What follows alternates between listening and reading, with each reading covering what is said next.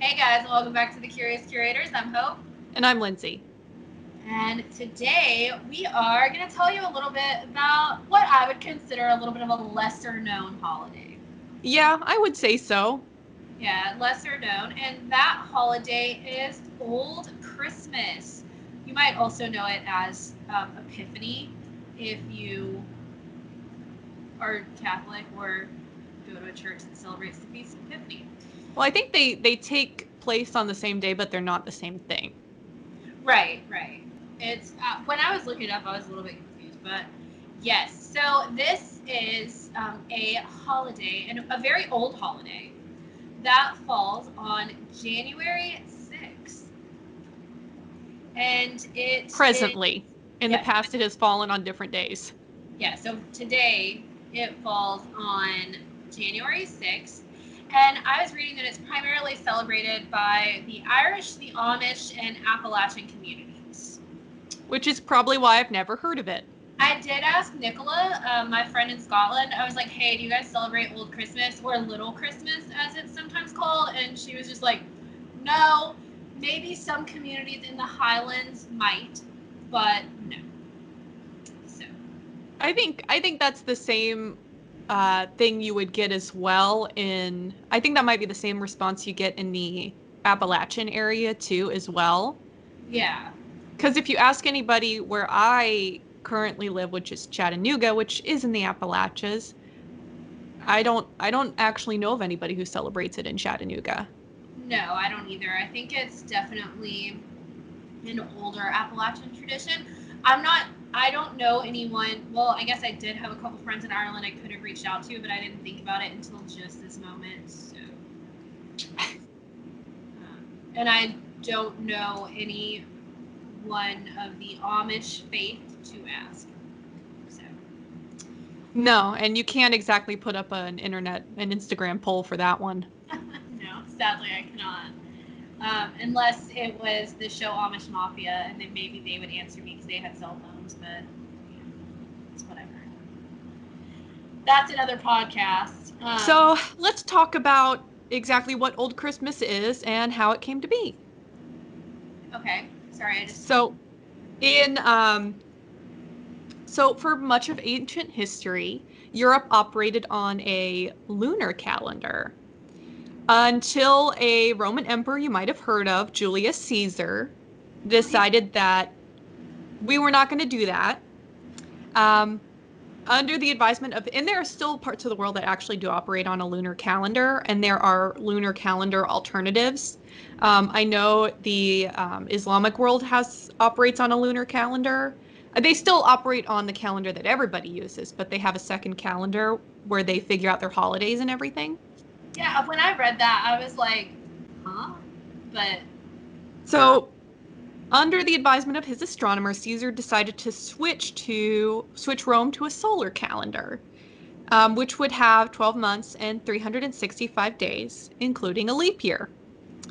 Um, of course, he also decided that one month would now be named after him, July, and Augustus decided that August would be named after him, which is why September is the ninth month instead of the seventh month, when sept means seven, like a septagon or an yeah, octagon, and October is the 10th month, not an eighth.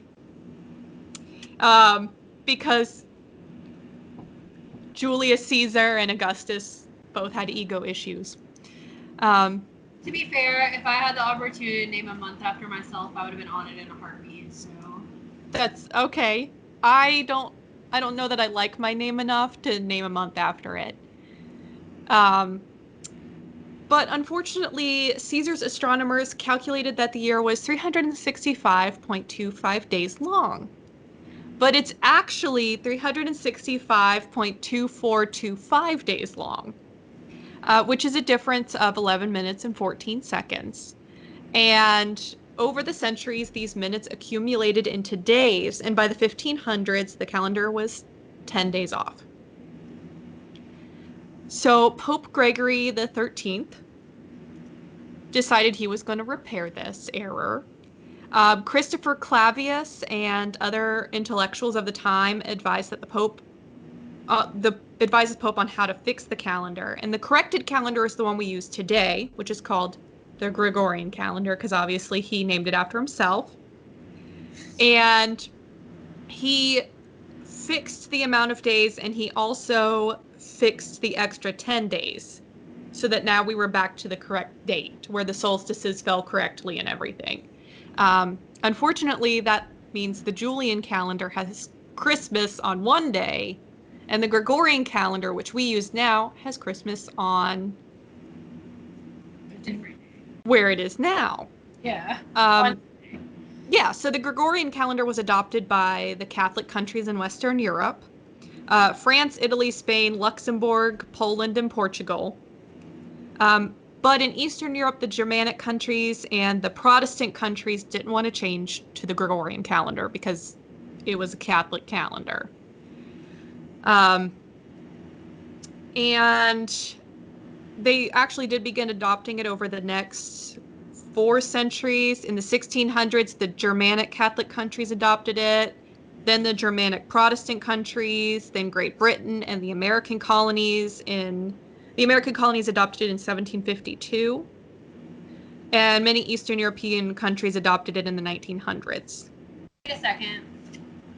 Sidebar. So you're telling me that when we say today is April 6th, I'm just picking a date here, and it's like the whatever if anniversary of Henry VIII's birth. Yes. That's not right. Possibly. So that depends on if the person who has done the calculations, who said it's the anniversary, has fixed it. So if you look at the exact historical primary source and it says his birthday is January 5th, 1503. I have no idea what his birthday is. Then correct. If you're looking at, hear ye, he was born on this day. But if you're looking at something else, they might have, like a secondary source, they might have corrected it so that it makes more sense to us. But yeah, basically, from the primary source to now, we are celebrating the incorrect anniversary. Everything I know is a lie. Moving on. Phantom time hypothesis, but smaller. Yeah, you're right. Like, really, it's all a lie anyway. Time with an 11-day difference. Time is a social construct anyway. So on the old Julian calendar, based on that one, Christmas would be celebrated on January 6th, today, as we said. And many groups in the US that were more secluded, for example, the people of the Appalachians and the Amish and those communities, continue to celebrate them based on the Julian calendar. But they also started celebrating Christmas as they became more connected with the world. They began celebrating Christmas on the 25th as well,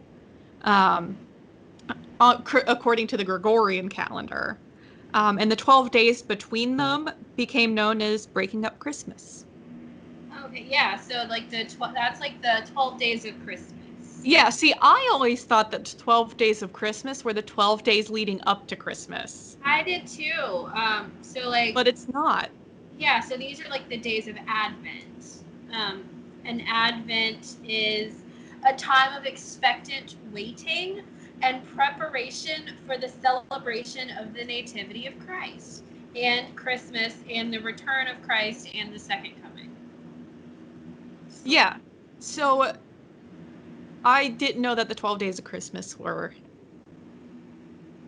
after. No, I didn't either. I thought it was the 12. I thought that, like, in that song, he was like a really great guy that was giving her 12 presents before Christmas. Yeah. And I was like, wow, I want a boyfriend that gives me 12 days of gifts before Christmas that are literally trees and animals. But that's all it is. But I mean, like, realistically, he was a great guy because 12 days after Christmas, he's still giving her presents that are trees and animals. Yeah, so, and just to clarify, Old Christmas is that's where Old Christmas comes from. The Epiphany is the arrival of the three wise men to Bethlehem and the discovery of Jesus as the Christian savior. So they are actually two separate events, but they both mark that particular day as an important holiday in Christianity. Yeah, and isn't it like, hold on, let me look at my notes real quick. That's in like Western Christianity, right? And then in Eastern Christianity, it's Epiphany, it's the baptism of Jesus in the Jordan River and his manifestation to the world as the Son of God.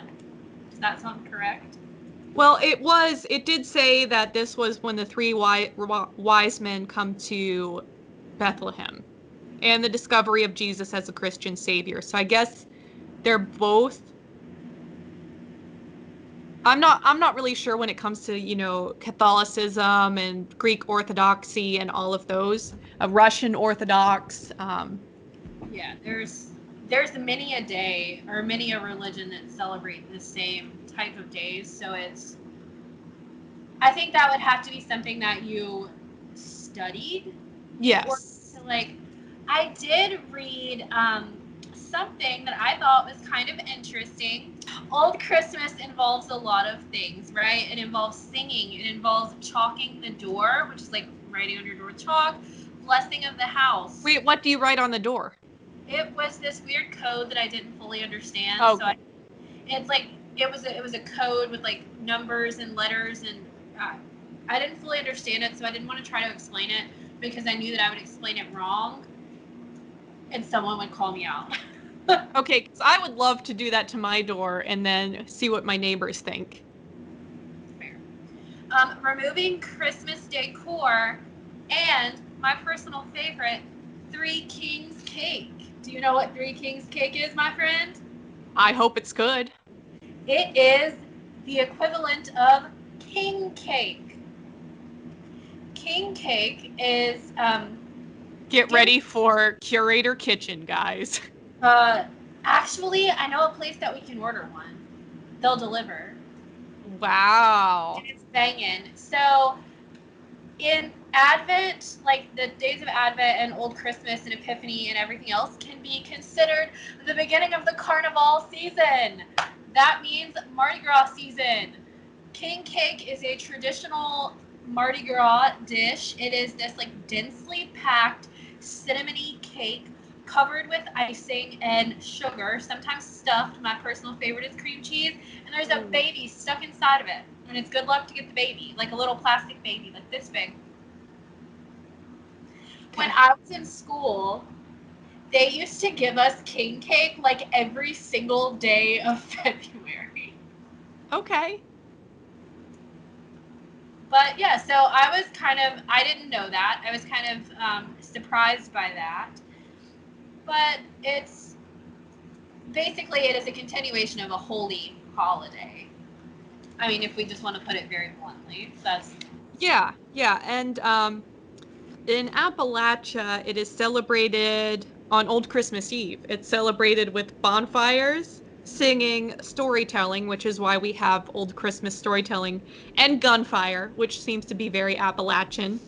Um, it's a very. night of partying and good company. On this night, it is said that animals kneel and pray, bees hum the 100th psalm, and elder bushes sprout and bloom. I mean, it sounds like a pretty cool. Isn't that also the night that animals can talk? Yeah, that's what I heard as well. Honestly, an old Christmas party seems kind of cracking. If somebody wants to invite us um, next An year, old Christmas Eve party. Old Christmas itself is more of a quiet celebration with family. if someone wants to invite us to a wild old Christmas Eve party in the Appalachian Hills, like let us know. So something that was interesting to me though is in Appalachia, in this, I don't know if this necessarily has anything to do with Old Christmas itself, but in stockings, they'll put like oranges and apples and walnuts and stuff. Yeah. And it just, that was something that came to my mind when I was reading as far as Appalachian traditions and things like that, because my stepdad's family has a branch in Atlanta, and they would always give us chocolate oranges, Oh, I love a chocolate which orange. are amazing, but they always gave us one for Christmas, and I didn't know why. I just thought it was a them thing. But they're like an old Georgia family, so I'm thinking maybe that was, That was part of it. yeah. I've never had anything. I mean, chocolate oranges, of course. I had those in the UK consistently at Christmas time. But I've never been given citrus fruit for a holiday. Me either, Which, except I for mean, the chocolate. I don't think there's anything wrong with it. Like, I quite like oranges, but I wonder if it's just because that was, like, oranges and such were quite rare. Yeah, it was a luxury item. Yeah, so it's. And it was apparently originated from 12th century French nuns who left stockings full of fruit and nuts at the houses of the poor. Oh, well, that's very nice. I feel like chestnuts and stuff are such a big. I will honestly tell you, I have never eaten a chestnut. But I don't think I have either. I feel like that's something they talk about chestnuts roasting on an open fire. Why am I I've doing never that again? roasted a chestnut. No, same. The only kind of like nuts that I wouldn't eat every day, like pecans, almonds, whatever, that I really ever have are hazelnuts. And more so as a flavor than as like a Yeah. snack. Ferrero Rocher, those are hazelnuts, Oh, okay. which is the only time I can think of in my entire existence that I've ever eaten a hazelnut. But I feel like chestnuts are a big thing. Like the nutcrackers, they're for like chestnuts. And I'm like, I don't even know what a chestnut looks like. I think they're also walnuts too. Crack open walnuts because they've got the really hard shell as well. Oh, I guess I've definitely eaten walnuts if I didn't say that, but yeah. So I mean, I think Old Christmas is really interesting. I think that it's quite wholesome. Like if you think about the old Christmas celebrations that we've had at the museum and everything, they're very wholesome. It's like Well, sing and like it's family time and you eat cookies and during those celebrations, yes, I was just sitting here thinking of bonfires and guns and Oh no, I was thinking more like public old Christmas celebration, or like the one old Christmas celebration that I've ever experienced. I would say was like quite wholesome, but I guess you're right. Like an out in the wilderness old Christmas probably wouldn't be like that. sounds fun. It does sound fun. That's why I told everyone they can invite us. Like we'll come. Like maybe not this year probably, but Not like this year, but next year we'll come. I want to hear animals talk. I mean, same. You're gonna have to try to talk to the cats on old Christmas Eve. Oh, I guarantee I will. If they talk back, I will report in. If you don't like have a heart attack because you think you're going crazy. I will actually have a heart attack if they talk back. So, but if I survive said heart attack, I will let everybody know. Well, I know that this one has been a little bit short, but do you have anything else for Old Christmas? No, that's it. I will go ahead and say that the reason that our Old Christmas podcast is so short is because we have a ton of Old Christmas content that's going to be coming at you this week and the week before. So we're not going to take away from the professional storytellers who did such a great job telling us about Absolutely. Christmas. They do a much better job than we do. So we just wanted to kind of put it out there. But we have tons of things on our YouTube and our Facebook that will give you a much better understanding of the traditions of old Christmas. Absolutely. All right, guys, that's all we have this week, and we'll see you next week. Bye, guys. Bye.